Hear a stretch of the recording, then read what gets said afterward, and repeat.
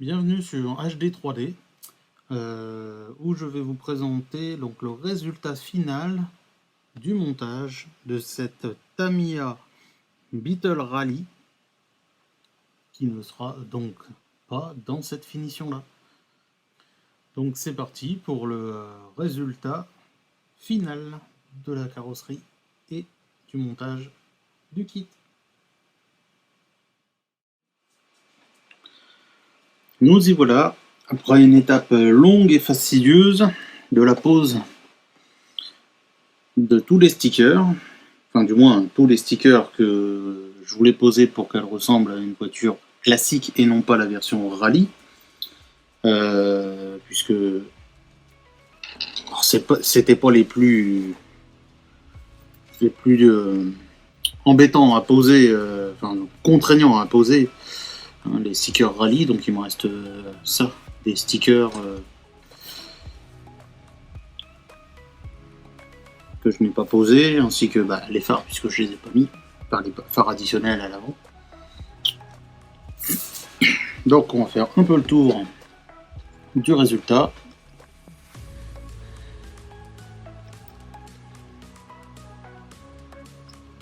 Alors, elle est presque finie, elle n'y est pas encore complètement, puisque je n'ai pas encore fait ma plaque d'immatriculation personnalisée. C'est juste parce que justement je dois la créer entièrement et qu'elle puisse se coller dessus et qu'elle tienne dans le temps. Donc là je vais encore devoir la concevoir et après la coller. C'est la seule chose qui me manque réellement au niveau des stickers.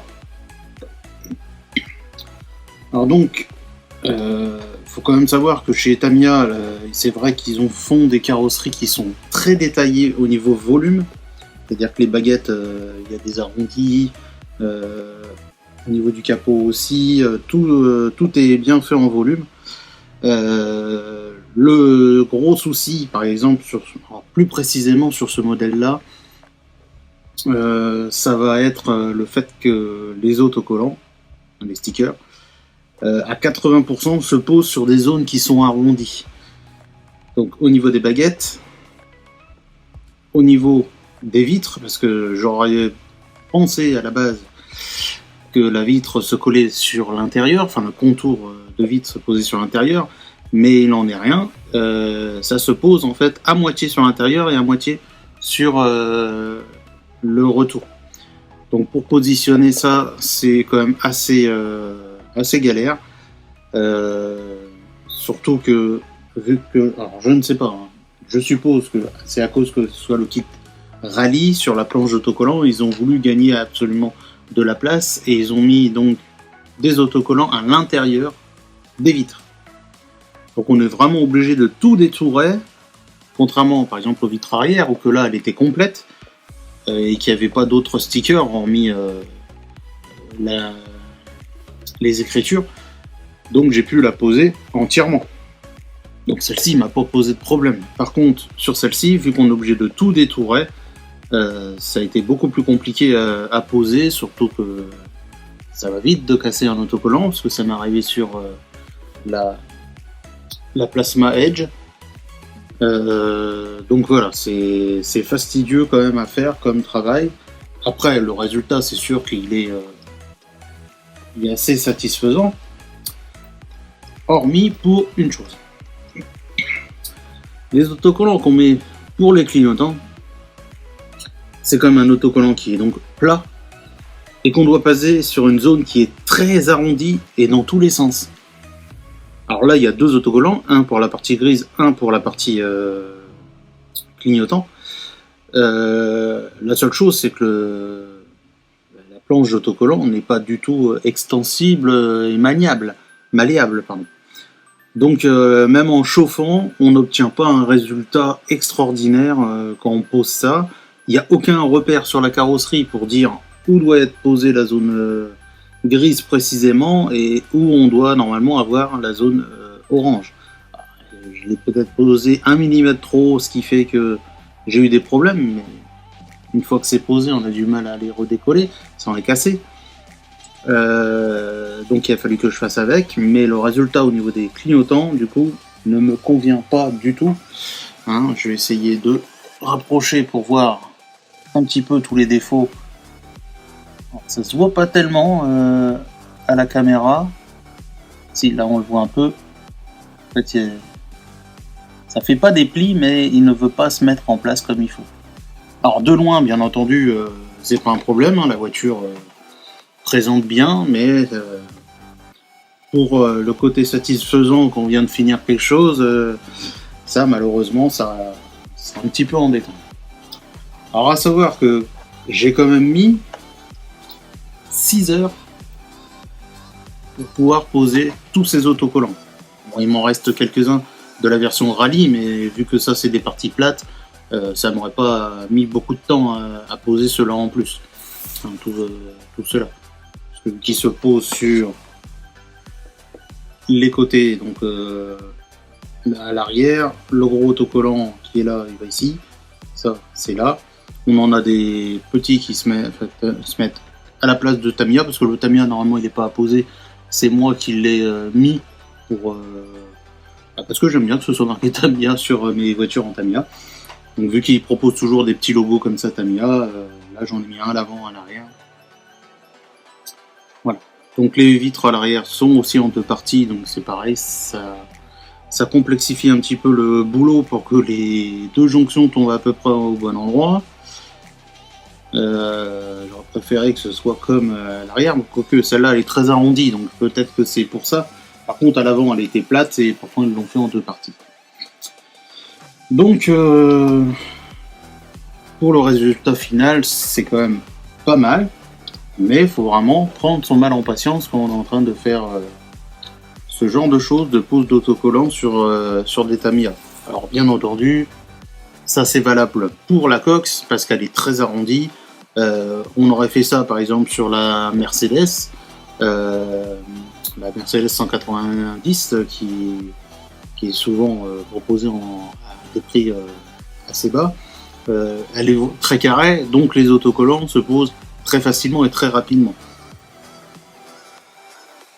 Ça change tout par rapport au modèle qu'on choisit, bien entendu, au niveau des Tamiya. Alors sur d'autres marques, vu que les volumes ne vont pas être faits, s'il y a des autocollants à poser, ils vont être plus simples. Mais il y a aussi des autres marques qui proposent même pas les finitions à ce point-là. C'est-à-dire qu'on va avoir quelques finitions pour les phares, le logo, mais on n'aura pas forcément les baguettes aussi à poser. Donc c'est pour ça que Tamiya plaît beaucoup, c'est parce que ça fait quand même un beau modélisme à la fin. C'est vraiment de la maquette. Donc on peut l'utiliser en radio commandée sans aucun problème, bien entendu, mais on a quand même un résultat qui est beaucoup plus proche de la voiture réelle qu'on pourrait avoir chez d'autres marques. Alors, il n'y a pas que Tamiya qui arrive à ce niveau-là, mais fut un temps, si, il n'y avait que Tamiya. Maintenant, il y a d'autres marques qui arrivent à faire des trucs corrects. Mais voilà. Ça va dépendre, bien sûr, le budget qu'on veut mettre dans les voitures. Parce que les autres marques sont rarement aussi bas en prix. Quand ils vont à ce niveau-là, je parle. Donc, voilà. Après, c'est des choix. Chacun voit ce qu'ils veulent en résultat final. Si c'est pour rouler et que la carrosserie, c'est juste pour avoir un beau design, mais pas forcément aussi travaillé parce qu'on sait que la carrosserie va casser rapidement à force de l'utiliser, c'est sûr qu'une carrosserie Tamiya a peu d'intérêt. Il y en a plein d'autres, d'ailleurs, il y en a beaucoup qui ont une belle carrosserie bien finie là, et que quand ils la roulent, ils mettent une carrosserie d'une autre marque, juste pour rouler, pour éviter justement d'abîmer l'original. C'est pas une mauvaise idée, à vrai dire. Ça permet d'éviter de faire des designs très poussés sur la voiture, sur la carrosserie, qu'on utilise pour rouler.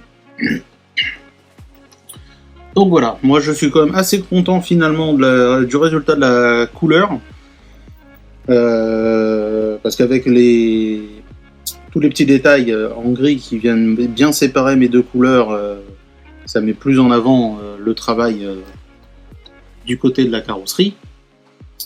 Donc le pied noir aussi, le marchepied rajoute aussi son petit effet. Et ça sépare bien mieux la ligne et ça fait moins lourd au niveau de cette couleur là, grâce au phare, au clignotant, le petit logo, la baguette. Donc pour ça, c'est pas mal. Donc comme j'ai dit, elle était presque finie, il n'y avait pas que l'histoire de la plaque.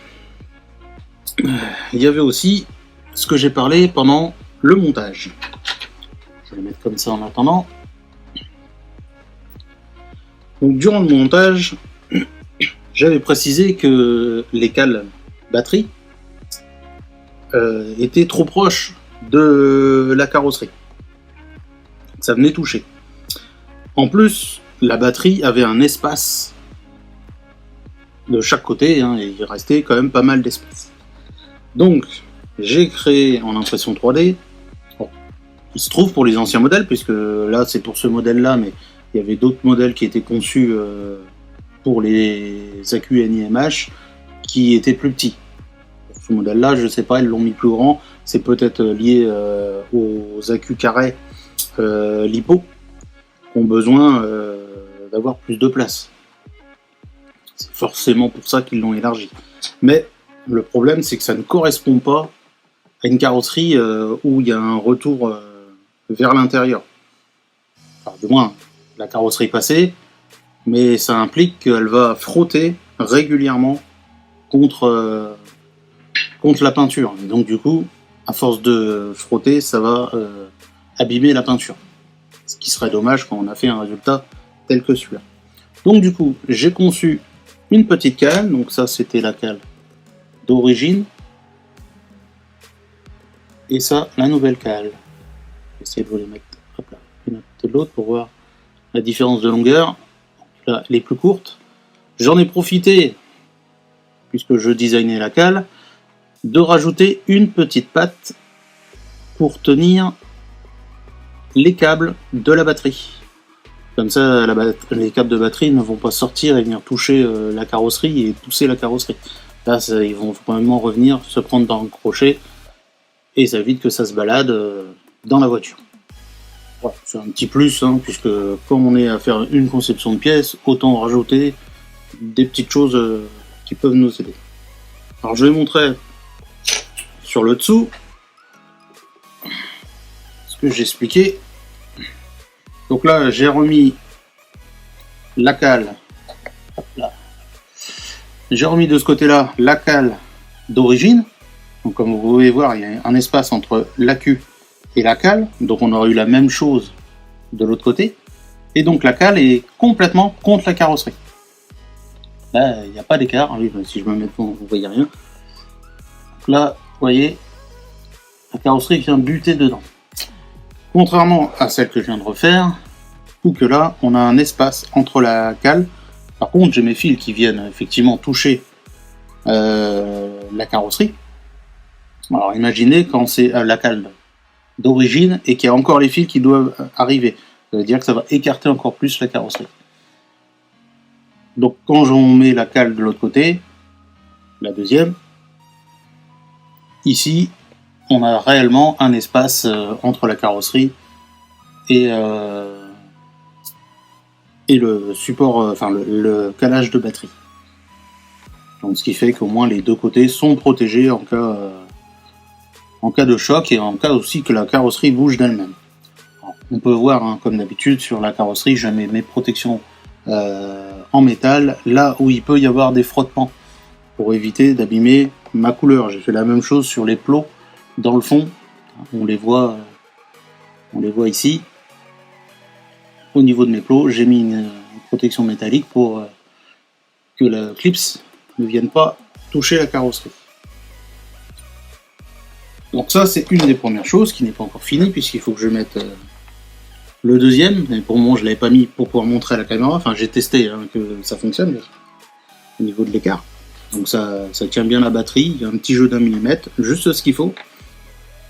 Parce qu'au départ, j'en ai fait une qui était plus serrée. Résultat, j'ai été obligé de rectifier, puisque c'était trop contraignant pour la batterie.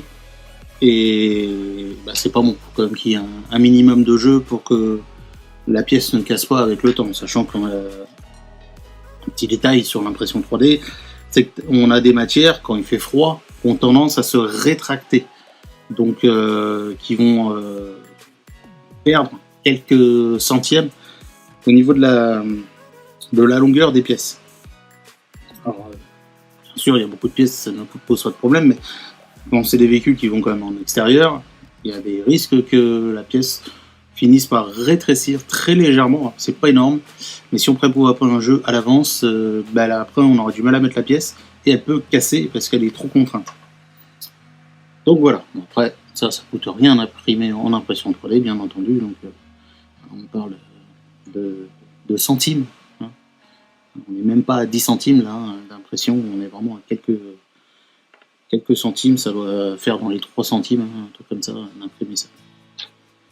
Donc voilà, je n'ai pas encore posé mes petites cales justement pour la carrosserie, pour protéger encore plus ma peinture. Là, je ne les ai pas encore mises, j'en ai 2 d'avance. Il faut que je voie bien entendu s'il y a besoin de compenser quoi que ce soit, comme j'ai dû le faire sur l'autre voiture, pour être sûr que la carrosserie puisse pas bouger. Bon, celle-ci, elle bouge déjà pas, donc s'il y a un petit jeu entre le pin, ça ne devrait pas gêner. Sur l'autre, c'était plus gênant parce qu'il n'y avait que 2 fixations au centre.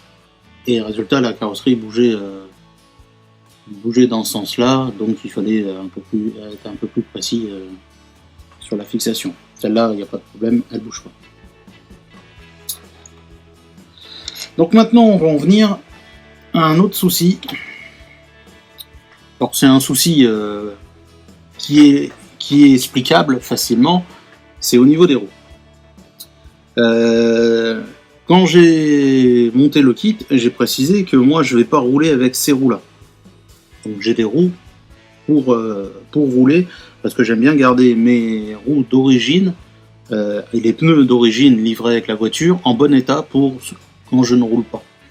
Pour la monter et l'exposer, j'aime bien que ça respecte ce qui était prévu à la base, puisque quand moi je roule, je mets des pneus par rapport à ce que j'aime bien pour rouler. Résultat, le dessin n'est pas du tout correspondant à l'origine. Ou du moins, là, si, ça va être le cas. On n'est pas loin, mais voilà. Chacun fait comme il veut, mais moi, j'aime bien faire ça. Donc du coup, le problème des roues, c'est qu'ils ont essayé de respecter la taille des roues par rapport au modèle. Donc on n'est pas du tout sur des diamètres classiques au niveau des pneus et des jantes. Donc pour trouver, quand on roule avec cette voiture-là, si on doit changer les pneus, parce que forcément à force de rouler, on en viendra là, si on doit changer les pneus, eh bien, on a un choix très restreint. C'est-à-dire que soit on reprend exactement les mêmes chez Tamiya, et c'est pas donné. Enfin, du moins pour quelqu'un qui fait du loisir, c'est pas donné. Pour quelqu'un qui fait de la compétition, il va dire que c'est normal pour le prix des pneus. Mais bon, c'est pas des pneus de compétition. Hein. Et après, j'en ai trouvé qu'un seul autre modèle. Alors, il y a peut-être d'autres sites qui en proposent pour Tamiya et qui sont pas les Tamiya, parce que la majorité des sites proposent la marque d'origine pour ces modèles-là.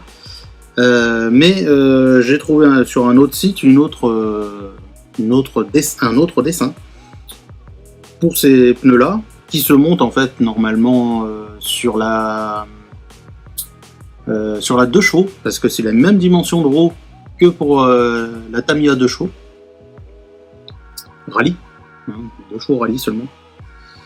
Après, il y a un autre design qui est pour la Cox et la 2 chevaux classique, donc pas en rallye, hein, en touring.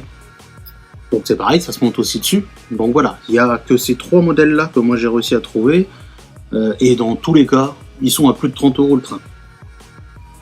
Donc ça revient quand même à assez cher quand on veut changer les roues. Donc c'est pour ça que je vous ai expliqué que j'ai retaillé mes arches de roues à l'avant.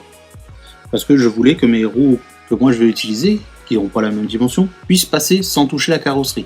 Parce que quand moi je fais un réglage de carrosserie, je veux que quand la suspension est complètement appuyée, que la roue ne vienne pas toucher ma carrosserie. Bon, réglage, c'est quand je la pose sur la voiture au départ.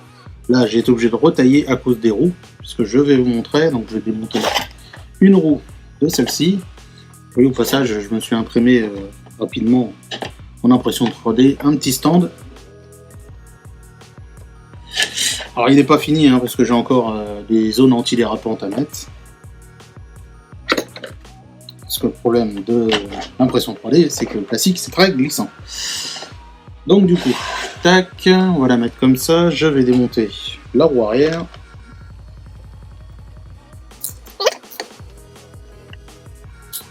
Et je vais prendre une des roues que moi j'utilise, donc qui est la taille classique pour les 1/10 touring. Donc là, c'est en pneu rallye et jante rallye. Donc on trouve beaucoup sur des Tamiya. Au niveau design, c'est assez proche. Donc voilà la différence qu'il y a au niveau de la taille. Je ne sais pas si on va mieux le voir comme ceci.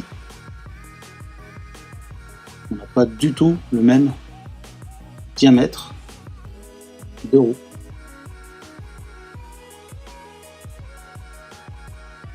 Donc ce qui peut quand même poser problème, voilà, c'est ça, c'est qu'on ne va pas trouver les pneus. Alors que pour ce modèle-là, des pneus, là il y a un choix à foison, que ce soit dans les magasins de modélisme classique, sur les sites internet de modélisme, ou alors sur des sites chinois, on va trouver facilement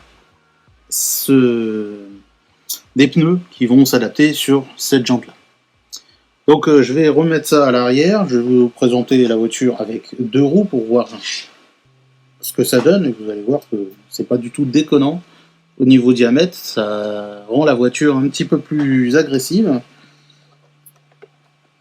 Alors là, je m'aperçois que la roue n'est pas montée dans le bon sens, parce que là, je la monte juste pour la vidéo. Donc le dessin du pneu n'est pas dans le bon sens. Et là, c'est pas grave.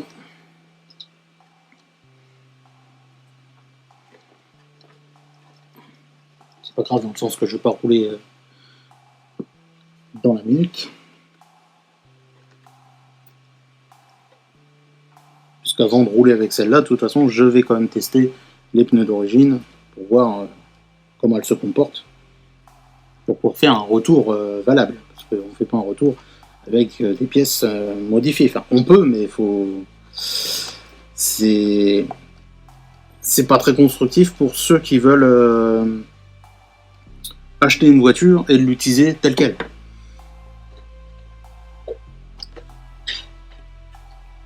Hop. Et donc voilà le résultat avec ces roues là. Donc là on a quand même, on ne touche pas au niveau de la carrosserie.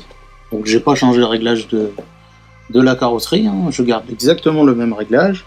Mais au niveau des roues, là on rentre bien au niveau des arches. Donc à l'arrière, il n'y a aucun problème, peu importe les roues. Et il n'y avait qu'à l'avant qu'il a fallu que je retaille la partie arrière pour que ça ne touche pas. Parce que là on avait un angle très fermé sur le haut, et d'ailleurs même la roue d'origine était limite à toucher. D'ailleurs elle touchait en réalité. Donc du coup, voilà, j'ai retaillé pour que ça passe. Mais le résultat n'est pas si déconnant que ça. Au niveau des roues, par rapport à la carrosserie, ça la rend plus agressive, moi je trouve, un petit peu plus badass. Et vu que c'est une version donc normalement rallye, ça doit faire quand même pas mal avec le look rallye qui est prévu à la base. C'est à se demander d'ailleurs pourquoi ils ont voulu garder absolument le petit diamètre qui est la jante sans l'enjoliveur, mais qui n'est pas non plus la jante d'origine des autres coccinelles classiques. Ils ont modifié la jante, mais ils n'ont pas modifié la taille, alors qu'ils auraient pu se permettre de se mettre en version plus classique pour l'accessibilité. Comme je dis, chez Tamiya, ils essayent de respecter au maximum les positions des roues par rapport, les positions des roues par rapport à la carrosserie, et aussi les tailles des roues pour qu'il y ait une cohérence par rapport au modèle de base de la voiture. Mais bon, en version rallye ou 4x4, on voit souvent que taille de roue, hein, je parle en réalité, hein, quand on fait le Dakar ou quoi que ce soit, que les tailles des roues peuvent être changées, généralement un peu plus hautes que l'origine pour justement accéder un peu partout. Donc ça aurait pas été déconnant qu'ils mettent cette taille de roue d'origine dans le package. Mais bon, ça c'est pas bien grave, les jantes avec les pneus, ça se trouve à pas très cher pour ces voitures-là, donc enfin, surtout les jantes, parce que les pneus, dans tous les cas, d'un moment, il faut bien les changer, donc autant en acheter directement là. Il n'y a que les jantes qui sont à acheter en plus, mais ça se trouve facilement à pas cher sur ces modèles. Et avec le design qu'on veut, hein, c'est très varié. Contrairement à cette dimension-là, où on est très limité. Hein, déjà, il n'y a que des jantes Tamiya qui font de cette taille-là, donc on a 2 designs différents, c'est tout. Que là, on a des centaines. Donc voilà pour ce retour sur le montage de la carrosserie, enfin de la peinture de la carrosserie et la mise en place sur la voiture. Je vais juste revenir un petit peu sur le temps passé pour le montage, parce que ça va peut-être intéresser certaines personnes de savoir à quel niveau ce montage était désigné, enfin du moins à quelle personne ça peut réellement intéresser ou justement trouver qu'il y a trop de contraintes. Parce que au niveau du temps passé pour le châssis, donc ça c'est un temps à peu près normal pour le montage de ce genre de châssis, hein. Il faut compter quelques heures en lisant bien la notice. Alors, en vidéo ça met plus de temps parce qu'on a d'autres choses à gérer en même temps, mais là en quelques heures, en prenant son temps, etc., le châssis se monte très bien, il n'y a pas de problème. Au niveau de la peinture, bon ça peu importe la carrosserie, même si celle-ci est un peu plus complexe avec toutes les arches de roue, où il faut bien aller en détail, etc. Les scotch à mettre, il y en a un peu plus que sur un buggy par exemple. Les cache-vitres sur un buggy, il y en a 3. Là, il y en a un peu plus, 1, 2, 3, 4, 5, 6.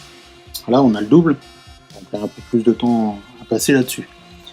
Par contre, au niveau de la pose des autocollants, comme j'ai dit, j'ai mis 6 heures en faisant attention à bien faire mes découpes, devoir chauffer pour pouvoir finir de bien coller tous les autocollants et qu'ils ne se décollent pas.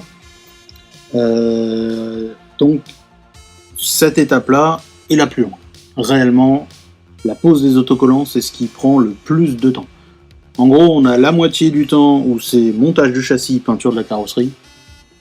Et la deuxième partie du temps, deuxième moitié, hein, réellement à 50-50, la pose des stickers de la carrosserie. Donc c'est-à-dire que voilà, hein, j'ai résumé, hein, en gros, il y a 6 heures de pose d'autocollant et on a 6 heures de montage de châssis et de peinture. Voilà. C'est à peu près le temps que ça m'a mis. Enfin, pas à la minute près, bien entendu, hein, c'est un ordre d'idée. Mais voilà, faut savoir qu'on achète des voitures avec des carrosseries qui sont aussi détaillées que celles de Tamiya, en touring, hein, je parle. Faut être prêt à passer beaucoup de temps sur cette finition. On peut pas dire on monte le châssis, une fois que le châssis est monté, on va bientôt rouler. Sauf si on fait une carrosserie sans aucune finition. C'est-à-dire faire juste une peinture vite fait et après c'est bon, on roule avec la voiture. C'est qu'on pose pas les stickers. Mais sinon, non, quand on a fini le montage du châssis, on n'est pas à la moitié du temps pour finir de monter cette voiture-là. Contrairement à la Plasma Edge que une fois qu'on n'avait plus que la carrosserie, voilà, ça va assez vite. Le plus long après c'était la peinture, la pose d'autocollant, en 1 heure c'était fait. Donc voilà pour le petit retour. Maintenant il me restera à tester la voiture, donc avec les roues d'origine. Donc voir, alors avec les roues d'origine je vais la tester que sur le bitume. Pour juste voir le rendu. Alors c'est principalement à cause de la météo, hein. C'est pas parce que j'ai pas envie de salir les roues. C'est parce qu'avec la météo en ce moment, c'est dur de trouver un moment où que dans la terre on n'a pas plein de boue, donc c'est pas évident de le faire pour le moment comme ça. Et après, je testerai avec les plus grandes roues, voir si ça améliore réellement le comportement, parce que s'il y a un plus avec ça, bah, je vous le communiquerai. Si par contre ça ne change rien, au moins vous le saurez aussi que on peut garder les origines et quand les pneus sont morts, on change pour des roues plus grandes, par exemple. Voilà, mais bon, moi il faut bien que j'atteste quand même d'origine pour vous donner un retour, sachant que généralement quand les gens ils achètent ces voitures là avec des roues comme ça, et ils roulent principalement sur le bitume, c'est pour ça que je la teste obligatoirement sur le bitume, et on verra plus tard pour tester avec ces roues là dans du terrain gravillonné ou de terre. Donc voilà, à plus pour une prochaine vidéo qui sera certainement le test de cette Tamiya Rally. Allez, salut!